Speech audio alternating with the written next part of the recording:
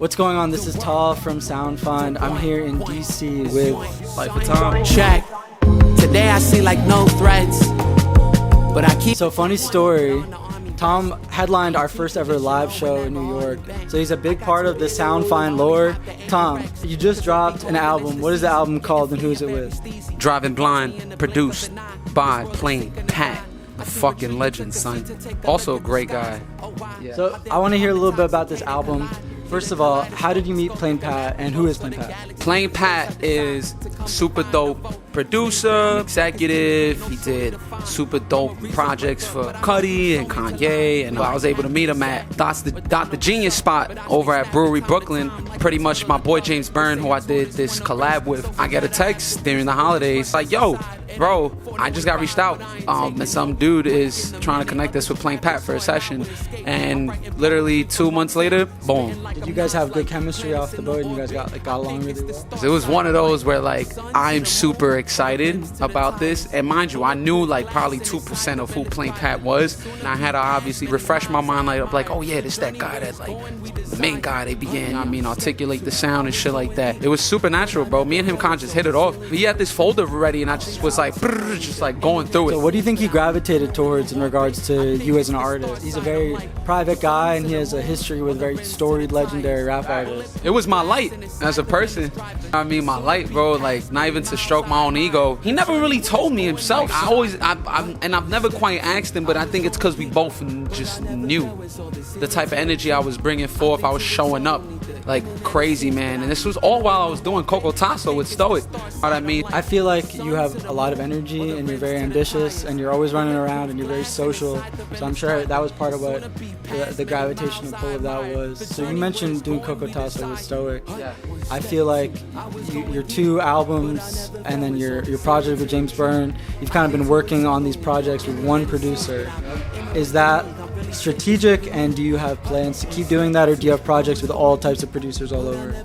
It's kind of in between, because the thing I realized when you do the producer-rapper collab, you're incentivizing on brand awareness, and you're creating a mindful space that is an environment comprised of both worlds, and depending where they're at in terms of just trajectory and proximity with other things in the space that might be really dope to fuck with. I know you're producing a rapper as well, so what are your favorite producer-rapper duos, and also what were some of your favorite producers coming up and now? Well, favorite rapper-producer duos right now, Freddie and Alchemist, Amine, K Tronada, Kenny Beats, and Fat Man Key. Kind of really, and Denzel in terms of producers, guys like Ninth Wonder, Just Blaze, The Knots, Jay Dilla. I fucking love Dilla, man. All those guys, bro. Very inspiring. Coming up rapping in New York, who were your inspirations to pick up the mic and start writing? Seeing what Joey Badass was doing, seeing what Wiki was doing, the whole space. I went when the Beast Coast was going stupid, Underachievers, Flappers, Zombies. Dudes in the cut like Dylan Cooper, all these different MCs, It was very inspiring. And that's the thing, I was already rapping in school because I was obsessed with Eminem, and that Infinite EP really kind of did it for me, and I was writing and bumping wild J Electronica Exhibit C instrumentals and rapping to that shit playing. Those were kind of the early characters. Do you think rappers these days respect history at all? It depends which rappers we talking about. I'm gonna say that specifically. I think in a general sense, yes, depending what the history is and maybe their approach. You got guys more in a pop rap space, you got guys more in a alt rap space, all these different niches. Because I feel like Lil Yachty got a lot of shit for not ever listening to The Blueprint by Jay-Z, but it's he came up in Atlanta and he made Minnesota. A lot of people just don't be reading sometimes into what made shit into what it is now. And we're in a time space where it's so easy to make a career off this thing, especially off social media. Just the fact that audio exists the way it does now, and streaming and all these things. So it's once it comes off the floor, it's mentally you're why do I need to go look at all that old shit? So we saw Tom perform opening for Deltron 3030 20-year anniversary, Del the Funky Homo Sapien. Shout out Del, man. Shout out Del. Tom, what is your favorite thing about performing live? Because you are very energetic and animated on stage. I just love the freedom of it, bro. Like, you get on that stage and everyone's looking at you. So it's like, all right, I'm gonna be myself 100% as most as fucking possible right now. It reminds you of like your core and your spirit, and that's like whatever that means to you when you're on that stage. That's special, and no one could ever take that away. You know what I mean? And that's why I love being up there, bro. Yeah. Do you think that's one of your favorite parts about being a performing artist and making music? Yeah, for surely. Because it's like, where am I, my shit is authentic, son. I don't come from no fake cloth, you know what I mean? So while I'm up there, I'm gonna be as real as possible. And sometimes when you have a message like myself, you know what I mean, you're gonna specifically make sure you're giving your 100% to make sure that's visible and actually heard. You know what I mean? When you're moving with intention heavy, bro, that live show shit is different, bro. What's next for you in your music? I know you have a lot of projects in the vault with people. What projects are coming next, and what are you working on? Right now, I mean, we got Driving Blind out right now with Plain Pat, but there's so much other things in the works. Ammo is what's needed to continue doing what you got to do, because at the end of the day, everything goes back to the music and the tunes. No matter how much marketing, money, promo, all that.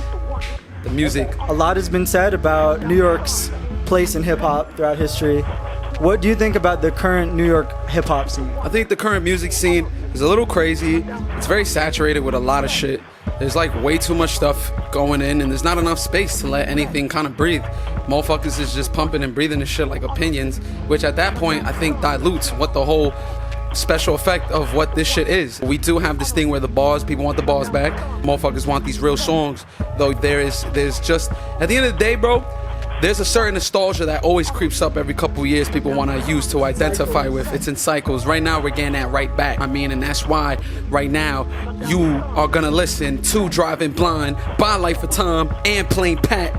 And while you're at it, you're going to keep in tune and listen to the other music. Facts. What are some genres or bands or artists that people might not expect LIFEOFTHOM like? I fucking love Blink-182. I love Green Day. I fucking love Nirvana. Everyone loves Nirvana. I fucking love Smashing Pumpkins. Oh my god. I love so much shit. Like, I love Skrillex, bro. I love Avicii, R.I.P. I mean, Louis Armstrong, all that, bro. Frank Sinatra, goats, bro. Do you feel ever pigeonholed in the sound of throwback hip-hop with an alternative hip-hop flair that you do? Do you ever feel like pressure to do that, or do you want to try going into the noise rap and into the indie rap stuff? There are layers to me, and I think I've given so many different identities into the game, but this rap one was the one that stuck and really kind of hit the nail. I want to give people sprinkles. I have to remind them that there is more than just what this is, and y'all will get that very soon. Are there any up-and-comers that you really like that have... Fuck yeah.